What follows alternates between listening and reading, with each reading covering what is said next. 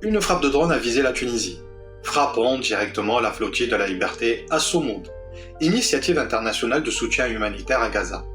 Cet acte marque une nouvelle étape inquiétante.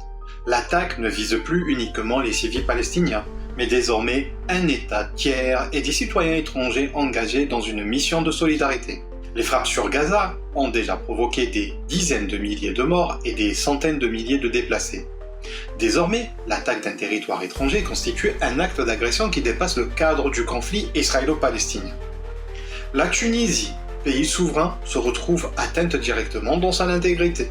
La flottille de la liberté transportait de l'aide humanitaire et symbolisait la mobilisation internationale pour Gaza. En frappant ce convoi, le message est clair. Toute tentative de briser le siège ou de soutenir les Palestiniens sera traitée comme une cible militaire.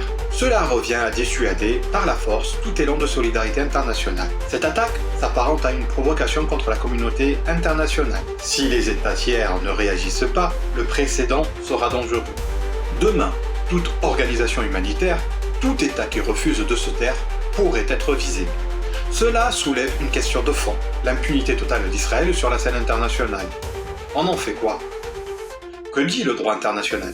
Frapper un État tiers viole la Charte des Nations Unies, article 2. Interdiction de l'usage de force. Le ciblage d'une mission humanitaire civile viole également le droit international humanitaire. En théorie, cela devrait entraîner une réaction ferme du Conseil de sécurité.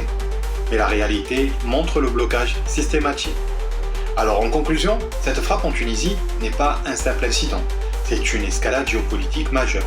Elle démontre que la guerre menée contre Gaza tend désormais à viser quiconque, pays ou citoyen, tente de résister au siège et à l'occupation. La question qui se pose à présent, jusqu'où la communauté internationale tolérera-t-elle ces violations répétées?